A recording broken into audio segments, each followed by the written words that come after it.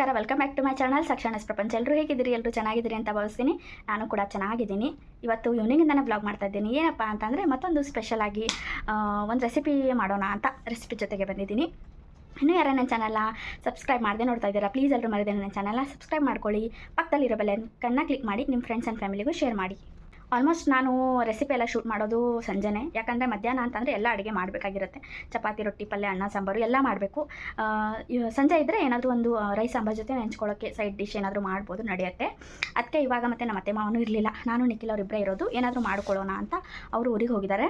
ಒಂದು 5-6 ಡೇಸೇ ಆಯಿತು ಇವಾಗ. ಮತ್ತು ನಿಖಿಲ್ ಅವ್ರದ್ದು ಇವಾಗ ವರ್ಕಲ್ಲಿ ಬ್ಯುಸಿ ಶೆಡ್ಯೂಲ್, ಅಂದರೆ ಒಂದು 15 ಡೇಸೇ ಆಯಿತು. ಅವ್ರಿಗೂ ಫುಲ್ ಹೆವಿ ವರ್ಕ್ ಇರೋ ಕಾರಣ ಅವ್ರಿಗೂ ರೆಸ್ಟ್ ಸಿಗ್ತಾಯಿಲ್ಲ. ಊಟ ಮಾಡ್ಕೊಂಡು ಮಲಗಿದ್ರು. ಇವಾಗ ಸಂಜೆ ಏನಾದರೂ ಸ್ನ್ಯಾಕ್ಸ್ ಅಲ್ಲ, ಸೈಡ್ ಡಿಶ್ ರೈಸ್ ಸಾಂಬಾರು ಜೊತೆ. ಅವ್ರಿಗೆ ಊಟದ್ದು ಅಷ್ಟೊಂದೇನು ಪ್ರಾಬ್ಲಮ್ ಇಲ್ಲ, ಯಾವುದೇ ಕಿರಿಕಿರಿಲ್ಲ, ಏನು ಕೊಟ್ಟರು ತಿಂತಾರೆ.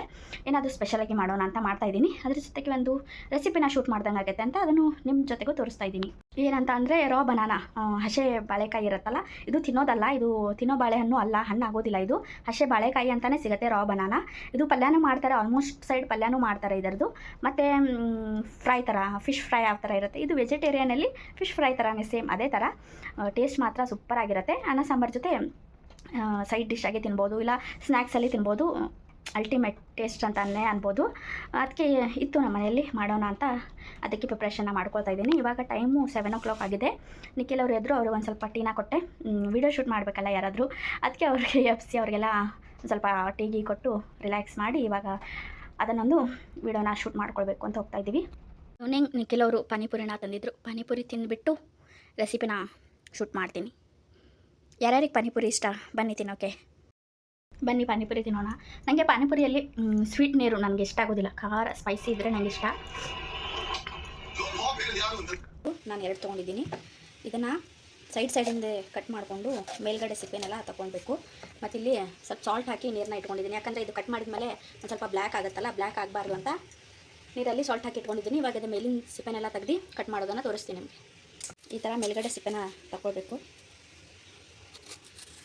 ಸಿಪ್ಪೆನ ತೆಗ್ದಿದ್ದೀನಿ. ನೀವು ಬೇಕಿದ್ರೆ ಹಿಂಗೆ ಉದ್ದುದಾಗಿ ಮಾಡ್ಕೋಬೋದು, ನಮಗೆ ಅಷ್ಟು ಉದ್ದುದ್ದು ಬೇಡ ಅಂತ ನಾನು ಈ ಥರ 2 ಪೀಸ್ ಮಾಡಿಕೊಂಡು ಈ ಥರ ಕಟ್ ಮಾಡ್ಕೊತೀನಿ. ಸ್ಲೈಸಾಗಿ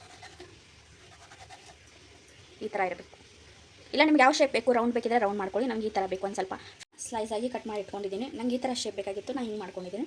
ನೀವು ಬೇರೆ ಥರ ಬೇಕಿದ್ರೆ ನೀವು ಬೇರೆ ಮಾಡ್ಕೊಳ್ಳಿ. ಒಂದು 5 ನಿಮಿಷ ಸಾಲ್ಟ್ ನೀರಲ್ಲಿ ಇಡ್ತೀನಿ ಇದನ್ನು, ಇಲ್ಲಾಂದರೆ ಇದು ಬ್ಲ್ಯಾಕ್ ಆಗುತ್ತಲ್ಲ ಅದಕ್ಕೆ. ಆಮೇಲೆ ಮಸಾಲೆ ಯಾವ ಥರ ಮಾಡೋದು ಅಂತ ತೋರಿಸ್ತೀನಿ. ಆಗಲೇ ಒಂದು 10 ಮಿನಿಟ್ಸ್ ಆಯ್ತಿದ್ದು. ಉಪ್ಪು ಸಾಲ್ಟ್ ನೀರಲ್ಲಿ ನೆನೆಸಿಟ್ಟಿದೆ. ಇದಕ್ಕೆ ಏನೇನು ಬೇಕು ಇವಾಗ ತೋರಿಸ್ತೀನಿ. ಅರಿಶಿನ ಮತ್ತು ಚಿಲ್ಲಿ ಪೌಡರು, ಸಾಲ್ಟು, ಸ್ವಲ್ಪನೇ ಸಕ್ಕರೆ, ಜಾಸ್ತಿ ಬೇಡ, ಮತ್ತು ಹಿಂಗು. ಇದು ನಾವು ಹುಣಸೆಹಣ್ಣ ನೆನೆಸಿಟ್ಕೊಂಡಿದ್ದೀನಿ. ಇದನ್ನು ಹಾಕೊಂಡ್ರೆ ಚೆನ್ನಾಗಿರುತ್ತೆ. ಇದು ಬೇಡ ಅಂತಂದರೆ ನೀವು ಲೆಮನ್ನ ಕೂಡ ಹಾಕೋಬೋದು. ಆಮೇಲೆ ಫ್ರೈ ಮಾಡುವಾಗ ಇದು ಬಾಂಬೆ ರವಾ ಅಂತೀವಲ್ಲ, ಅದು ಇಷ್ಟು ಸಾಮಾನು ಬೇಕು. ಇದನ್ನೇ ಮಸಾಲೆನ ರೆಡಿ ಮಾಡ್ಕೊಳ್ತೀನಿ. ಒಂದು ಸ್ವಲ್ಪ ಅರಿಶಿನ, ಚಿಲ್ಲಿ ಪೌಡ್ರು, ನಿಮಗೆ ಖಾರ ಬೇಕಿದ್ರೆ ಒಂದು ಸ್ವಲ್ಪ ಹೆಚ್ಚಿಗೆ ಖಾರ ಹಾಕ್ಕೊಳ್ಳಿ, ಲೈಟ್ ಬೇಕಿದ್ರೆ ಲೈಟ್, ನಿಮ್ಗೆ ಯಾವ ಥರ ಬೇಕೋ ಆ ಥರ ಹಾಕ್ಕೊಳ್ಳಿ. ಚಿಲ್ಲಿ ಪೌಡ್ರ್ ಹಾಕ್ತೆ. ಆಮೇಲೆ ಸಾಲ್ಟು, ಸಕ್ಕರೆ ಸ್ವಲ್ಪನೇ ಹಾಕ್ಕೊಳ್ಳಿ. ಸಕ್ಕರೆ ಬೇಡ ಅಂದರೆ ನಿಮಗೆ ಬೆಲ್ಲ ಬೇಕಿದ್ರೂ ಹಾಕ್ಕೊಳ್ಬೋದು. ಸಕ್ಕರೆ ಹಾಕ್ಕೊಂಡ್ರೆ ಹೊತ್ತದಂಗೆ ಆಗೋದಿಲ್ಲ ಅಂತ. ಆಮೇಲೆ ಹಿಂಗೆ ಹಾಕ್ಕೊಂಡಿದ್ದೀವಲ್ಲ, ಚೆನ್ನಾಗಿ ಮಿಕ್ಸ್ ಮಾಡಿ. ಇದಕ್ಕೆ ನಿಮಗೆ ಜಿಂಜರ್ ಗಾರ್ಲಿಕ್ ಪೇಸ್ಟ್ ಬೇಕಿದ್ರೂ ಹಾಕ್ಕೊಳ್ಬೋದು. ನನಗೆ ಬೇಡ ಅಂತ ಅದನ್ನು ಸ್ಕಿಪ್ ಮಾಡಿದ್ದೀನಿ. ನಿಮ್ಗೆ ಬೇಕಿದ್ರೆ ಟೇಸ್ಟಿಗೆ ಚೆನ್ನಾಗಿರುತ್ತೆ ಅದು ಹಾಕ್ಕೊಳ್ಳಿ. ಇಲ್ಲಾಂದರೆ ಒಬ್ಬೊಬ್ಬರಿಗೆ ಜಾಸ್ತಿ ಸ್ಪೈಸಿ ಬೇಕಿದ್ರೆ ಹಸೆ ಮೆಣಸಿನ್ಕಾಯಿ ಇರುತ್ತಲ್ಲ, ಅದ್ರ ಪೇಸ್ಟ್ ಹಾಕ್ಕೊಳ್ಬೋದು. ಇವಾಗ ಇದು ಹುಣಸೆಹಣ್ಣಿನ ರಸ, ಇದಕ್ಕೆ ಸ್ವಲ್ಪನೇ ಹಾಕಿ ಮಿಕ್ಸ್ ಮಾಡ್ಕೊ.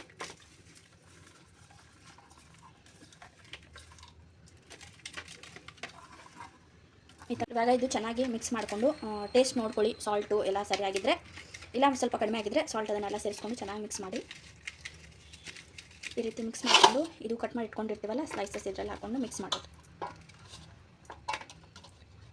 ಇದೆಲ್ಲ ಮಿಕ್ಸ್ ಮಾಡ್ಕೊಳ್ಳೋದು ಚೆನ್ನಾಗಿ, ಎಲ್ಲ ಸ್ಲೈಸಸ್ಗೆ ಹತ್ತಬೇಕದು. ಇದನ್ನು ಮ್ಯಾರಿನೇಷನ್ ಮಾಡಿ ಒಂದು ಗಂಟೆ ಇಟ್ಟರು ಚೆನ್ನಾಗಿ ಅಬ್ಸರ್ವ್ ಆಗುತ್ತೆ. ಫ್ರಿಜ್ಜಲ್ಲಿ ಬೇಕಿದ್ರೆ ಇಡಿ, ಇಲ್ಲ ನೀವು ಹೊರಗಡೆ ಇಡ್ತೀನಿ ಅಂದರೆ ಹೊರಗಡೆನೂ ಇಡ್ಬೋದು. ಇವಾಗ ನನಗಿನ್ನೂ ಟೈಮ್ ಇದೆ, ಅದಕ್ಕೆ ಇವಾಗಲೇ ಮಾಡಿ 1-2 ಅವರ್ಸ್ ನಾನು ಫ್ರಿಜ್ಜಲ್ಲಿ ಇಟ್ಕೊಳ್ತೀನಿ. ಊಟ ಮಾಡುವಾಗ ಮಾಡ್ಕೊಂಡು ತಿಂತೀನಿ. ಈ ರೀತಿ ಫುಲ್ ಚೆನ್ನಾಗಿ ಮಿಕ್ಸ್ ಮಾಡಿ ಇಡಬೇಕು. ಇದನ್ನು ಚೆನ್ನಾಗಿ ಮಿಕ್ಸ್ ಮಾಡಿದ್ದೀನಿ. ಇವಾಗ ಮಿಕ್ಸ್ ಮಾಡಿ ಇದನ್ನು 1 ಅವರ್ ಫ್ರಿಜ್ಜಲ್ಲಿ ಇಡ್ತೀನಿ. ಆಗಿದೆ, ಫುಲ್ ಚೆನ್ನಾಗಿ ಫ್ರಿಜ್ಜಲ್ಲಿ ಇಟ್ಟಿದ್ನಲ್ಲ ಮ್ಯಾರಿನೇಟ್ ಮಾಡೋಕ್ಕಂತ. ಫುಲ್ ಎಲ್ಲ ಮಸಾಲೆ ಎಲ್ಲ ಚೆನ್ನಾಗಿ ಅಬ್ಸರ್ವ್ ಆಗಿದೆ. ಇವಾಗ ಇದು ರವೆ ತೊಗೊಂಡಿದ್ದೀನಿ. ಇದರಲ್ಲಿ ಸ್ವಲ್ಪ ಸಪ್ಪೆ ಆಗುತ್ತಲ್ಲ, ಅದಕ್ಕೆ ಸಾಲ್ಟು ಮತ್ತು ಚಿಲ್ಲಿ ಪೌಡರು, ಅರಿಶಿನ ನಿಮಗೆ ಬೇಕಿದ್ರೆ ಹಾಕ್ಕೊಳ್ಳಿ, ಇಲ್ಲ ಅಂದರೆ ಇಲ್ಲ. ನನಗೆ ಅದು ಸಪ್ಪೆ ಆಗುತ್ತೆ ಅಂತ ಇದರಲ್ಲಿ ಹಾಕೊಂಡು ಮಿಕ್ಸ್ ಮಾಡ್ಕೊತಾ ಇದ್ದೀನಿ. ರವದ ಜೊತೆಗೆ ನೀವು ಒಂದು ಸ್ವಲ್ಪ ಕ್ರಿಸ್ಪಿ ಆಗಬೇಕಂದ್ರೆ ಅಕ್ಕಿ ಹಿಟ್ಟನ್ನು ತೊಗೊಳ್ಬೋದು. ಈ ರೀತಿ ಚೆನ್ನಾಗಿ ಮಿಕ್ಸ್ ಮಾಡ್ಕೊಳ್ಳಿ ಇದನ್ನು. ಒಂದೊಂದಾಗಿ ಇದನ್ನು ಇದರಲ್ಲಿ ಚೆನ್ನಾಗಿ ಡಿಪ್ ಮಾಡ್ಕೊಳ್ಬೇಕು. ಇದನ್ನು ಡಿಪ್ ಮಾಡ್ಕೊಳ್ಳೋವರೆಗೂ ಅದು ತವೆ ಚೆನ್ನಾಗಿ ಕಾಯುತ್ತಲ್ಲ, ಅದಕ್ಕೆ. ಇದು ಡೀಪ್ ಫ್ರೈ ಇರೋದಿಲ್ಲ, ಶಾಲೋ ಫ್ರೈ ಥರ ಇರುತ್ತೆ.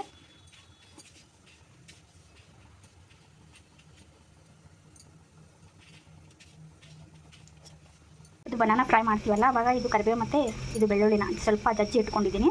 ತವೆಯಲ್ಲಿ ಫ್ರೈ ಮಾಡುವಾಗ ಇದನ್ನು ಫಸ್ಟಿಗೆ ಹಾಕಿದರೆ ಫ್ಲೇವರ್ ಚೆನ್ನಾಗಿರುತ್ತೆ.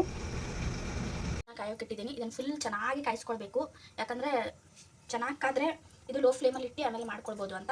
ಇವಾಗ ಕಾಯೋಕೆ ಇಟ್ಟಿದ್ದೀನಿ. ಅದಕ್ಕಾದ್ಮೇಲೆ ಈ ಥರ ಹಾಕಿ ಚೆನ್ನಾಗಿ ಮಿಕ್ಸ್ ಮಾಡೋದು ಇದನ್ನು ಎಣ್ಣೆಯಲ್ಲಿ.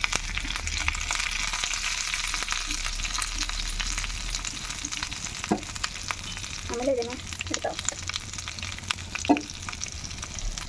ಅದರಲ್ಲಿ ಮಾಡಿ ಇಟ್ಕೊಂಡಿದ್ದೀನಿ. ಲೋ ಫ್ಲೇಮಲ್ಲಿ ಇಡಬೇಕು ಇದನ್ನು. ಆಮೇಲೆ ಇವಾಗ ಸೈಡಿಂದ ಎಲ್ಲ ಆಯಿಲ್ ಹಾಕೊಳ್ಳಿ. ಡೀಪ್ ಫ್ರೈ ಇರೋದಿಲ್ಲ, ಶಾಲೋ ಫ್ರೈ ಇರುತ್ತಲ್ಲ, ಅದಕ್ಕೆ ಲೋ ಫ್ಲೇಮಲ್ಲಿ ಇಟ್ಟರೆ ಚೆನ್ನಾಗಿ ಫ್ರೈ ಆಗುತ್ತೆ. ಎಣ್ಣೆನೂ ಜಾಸ್ತಿ ಹಿಡಿಯೋದಿಲ್ಲ ಇದು.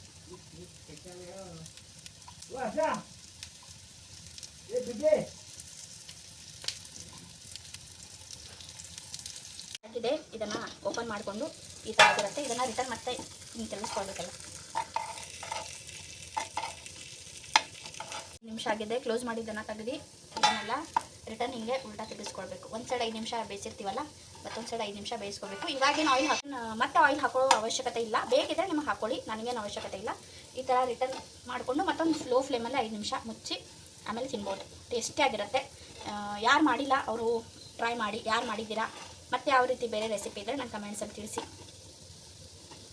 ಹಾಕೊಂಡಿದ್ದೀವಿ. ಇವಾಗ ಬೆಂದಿದೆ ಇಲ್ಲ ಅಂತ ಒಂದು ಸ್ವಲ್ಪ ಈ ಥರ ಟ್ವಿಸ್ಟ್ ಮಾಡಿ ನೋಡಿ. ಬೆಂದಿದ್ರೆ ಒಳಗಡೆ ಹೋಗುತ್ತೆ. ಒಂದು ಸ್ವಲ್ಪ ಗಟ್ಟಿದ್ರೆ ಇನ್ನೊಂದು ಸ್ವಲ್ಪ ಬೇಯಿಸ್ಕೊಳ್ಳಿ.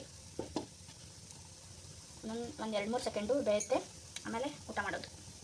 ಇವತ್ತಿಂದು ಈಸಿ ಆ್ಯಂಡ್ ಟೇಸ್ಟಿ ರೆಸಿಪಿ ಇದೆ. ನೀವು ಮನೇಲಿ ಮಾಡಿಕೊಂಡು ಟ್ರೈ ಮಾಡಿ.